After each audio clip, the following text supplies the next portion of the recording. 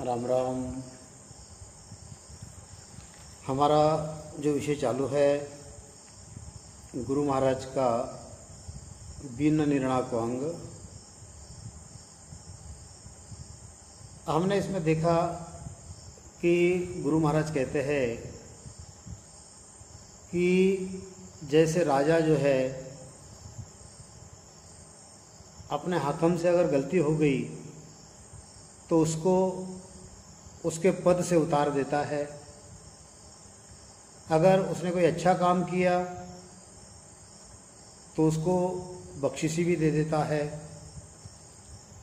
राजा के मर्जी के बजाय कितना भी बड़ा पटायेदार हो उसको उसके अधिकारानुरूप ही उसको उसका फल मिलता है। जैसे नाज़र है, खुवास है, अनेक रानियां है, ये सभी जो है ये सभी माया के सुख तो ले रहे हैं, राजपाट के सुख तो ले रहे हैं, परंतु गुरु महाराज कहते हैं कि ये सब करते हुए उसके यानी राजा का सबसे सिर का जो पद है यानी सबसे ऊंचा जो पद है वह कोई प्राप्त नहीं कर सकता। वो कौन करेगा?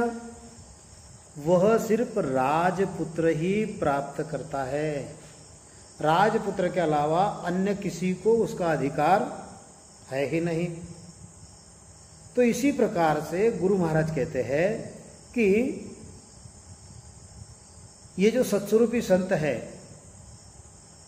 ये थोड़े ही दिन इस होनकाल में रहेंगे, फिर इसके बाद में क्या होगा तो ये जो है ये उस परम पद में यानी परमात्मा के देश में चले जाएंगे। गुरु महाराज इतनी सुंदर सुंदर उदाहरण बताते हैं कि गुरु महाराज कहते हैं कि बड़ा पटायत सूरवा, बड़ा पटायत सूरवा, ताजुग महिमा होए, सपने ही सुख राम के, तख्तन बैसे जो। देखो और आगे गुरु महाराज कहते हैं कवर रहे सुख राम के, गढ़ ऊपर दिन रात, खाणो पीणो महल में, वे सुख सैया साथ। जा राजा का महल है, कवर करे कवर विराजे माय,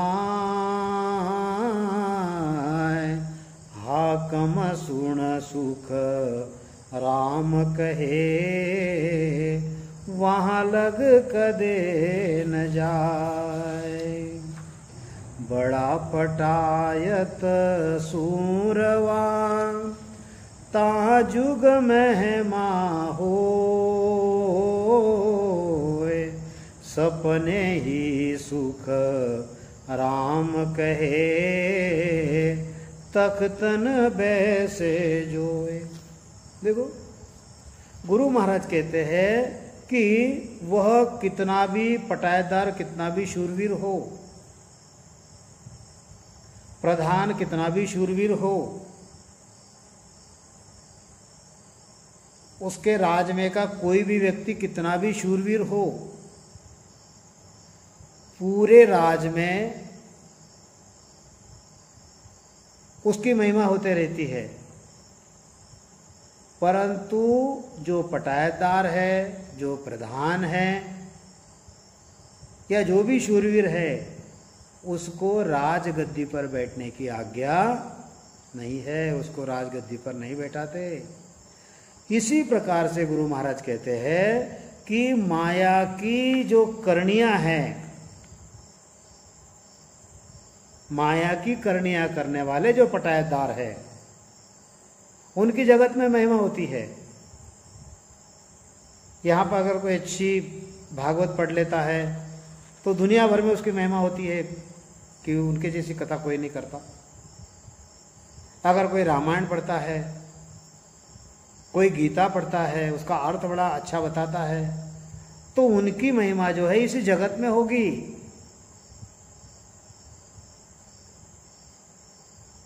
उनको वह परमात्मा का पद नहीं मिलेगा।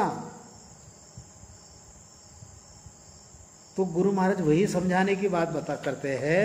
गुरु महाराज कहते हैं कि कवर रहे सुख राम के, गढ़ऊ पर दिन रात,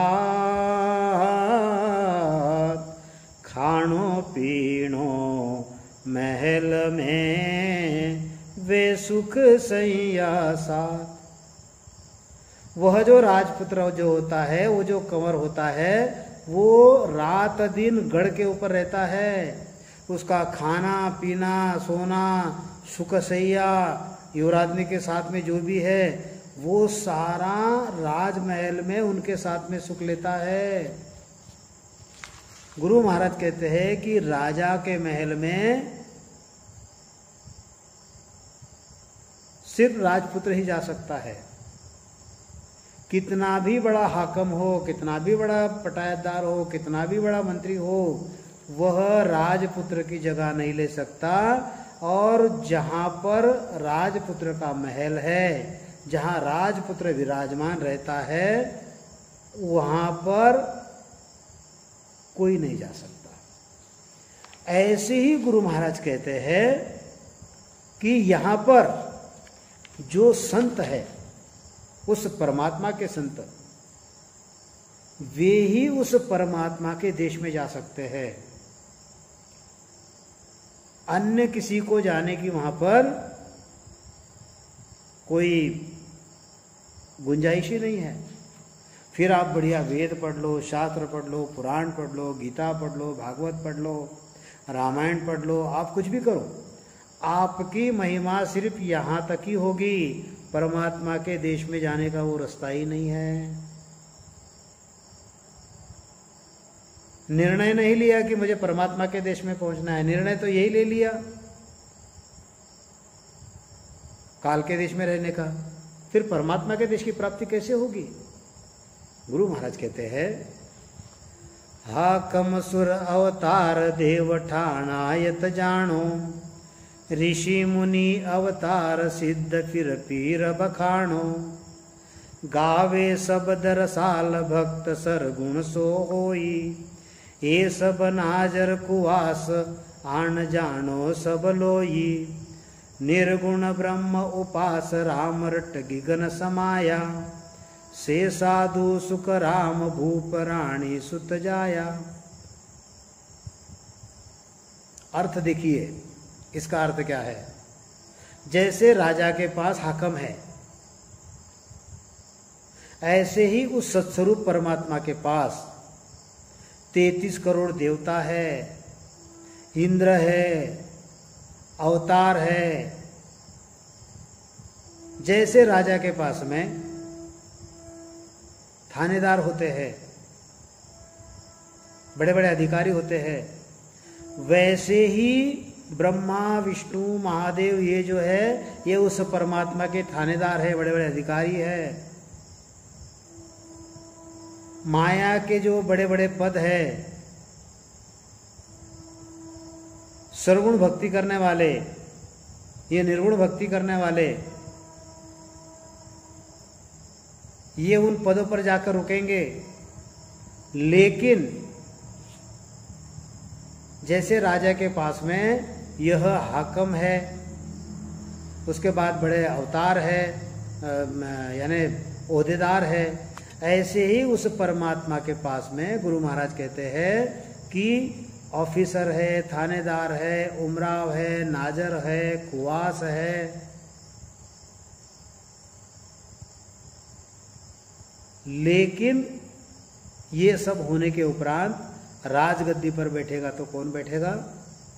राजपुत्र ही बैठेगा। गुरु महाराज कहते हैं कि राजा के पास कई लोग हैं, राजा के पास प्रजा भी है, लेकिन जो उस सतस्वरूप निर्गुण ब्रह्म की राम रटने की उपासना करेगा, यानी आती जाती श्वास में राम नाम का सुमिरन करेगा, वही 10वें द्वार में यानी गगन में यानी गढ़ पर चढ़ जाएगा।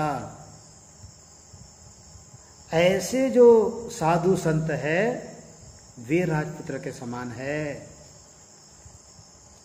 गुरु महाराज और समझाते हैं, हाकम संग दे फौजत फेर थाने सिर मेले, जो मोटा उमराव जानता ही संग पेले, दूजा सरस वकील ताही संग फौजा दीवी, मोदी खवास बखान और राण्या संग लीवी, रीज मोज सब देत है सरस निरस सब जान, पण कवरा को सुख राम कहे जड़े गढ़ में आन।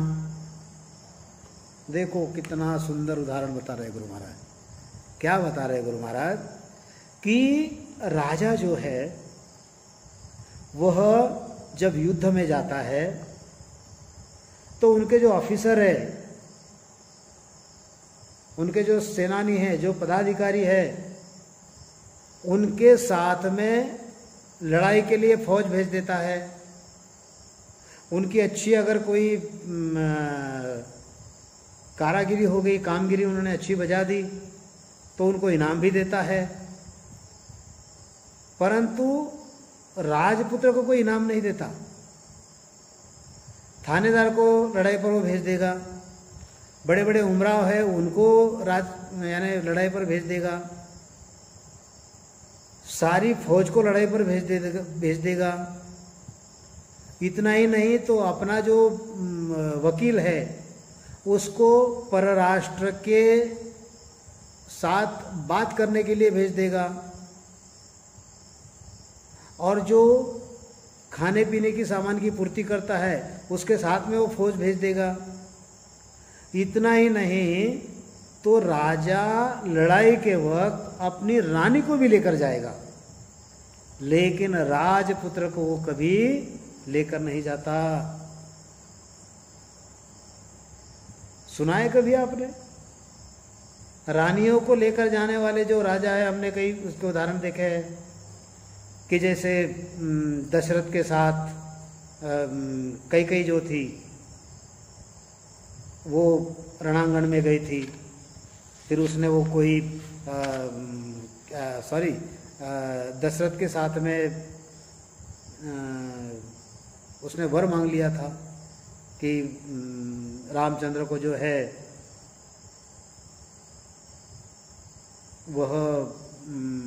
वो कथा आपने सुनी होगी कि राजा सभी को लेके जा सकता है। जैसे कई उदाहरण बता सकेंगे हम लोग कि कृष्ण जो है, कृष्ण के समय भी यानी रुक्मिणी ने इंद्र के बाग से जो पारिजात का फूल मांगा था, तो वो भी एक कथा हमने सुनी है। यानी राजा जो है अपनी रानी को लेकर जाता है, यहाँ तक हमने सुना है, लेकिन राजपुत्र को वो गढ़ के ऊपर छोड़ देता है, उसको सुरक्षित रखता है। तो गुरु महाराज वही यहाँ पर हमको समझाते हैं कि इसी प्रकार से 33 कोटि देवता, इंद्र, अवतार, ब्रह्मा, विष्णु, महादेव, सगुण भक्ति करने वाले, होणकाल के न्यारे न्यारे जो पद है, ये सारे जो है इनको परमात्मा जो है मन चाहे सुख दे देगा, लेकिन अपनी गद्दी किसको देगा परमात्मा? उसके जो पुत्र है उन्हीं को देगा, उसके जो संत है उसी को देगा। तो गुरु महाराज ये समझाते हैं कि ये जो 33 कोटि देवता है, इंद्र है, अवतार है, ब्रह्मा है, विष्णु है, महादेव है, ये सत्स्वरूप में नहीं जाएंगे। सत्स्वरूप में सिर्फ वे ही संत जाएंगे कि जिन्होंने उस परमात्मा की भक्ति की है। फिर आगे गुरु महाराज समझाते हैं, क्या समझाते हैं? हाड़े सुन चौधरी को डरे नहीं गांवसु, पटायत को कुवासवान पटेली सो कुन है। चेला सुन राजा जी का छीन अमराव कहे, पात स्या को एदी सो तो भूप कुमन मान है।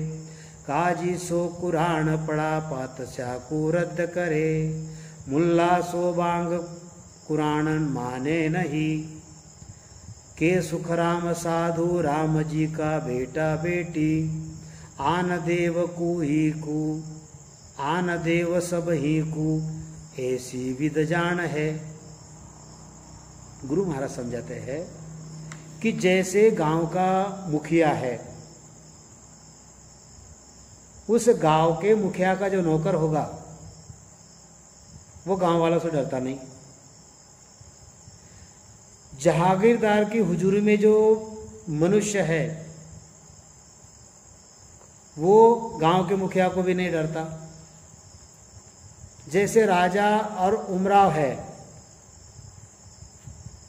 उनका अगर कोई नौकर है तो वो जो है जहागीरदार को भी नहीं डरता। जैसे बादशाह है, बादशाह का जो एदी है, बादशाह का जो नौकर है, वो तो राजा को भी नहीं डरता। हाँ? गुरु महाराज कहते हैं कि जैसे इसी प्रकार से सत्स्वरूप के संत जो है वे राजा के बेटे हैं। वे अन्य जो देव है, जो आन देवता है, उनसे नहीं डरते, क्योंकि वो उस परमात्मा के पुत्र है। गुरु महाराज ने एक जगह पर बड़ा सुंदर उदाहरण दिया है कि गुरु महाराज कहते हैं, जो सुन कवर फिरे मन जोखा, देश मुलुक में जावे बे, हाकम राव पटायत सारा, सभी जापता गावे रे। इस जगत में जो केवली संत है, सत्स्वरूपी संत है, उनको जगत वाले नहीं जानेंगे, लेकिन सुर जाने लो जन को बहुत बखाने रे।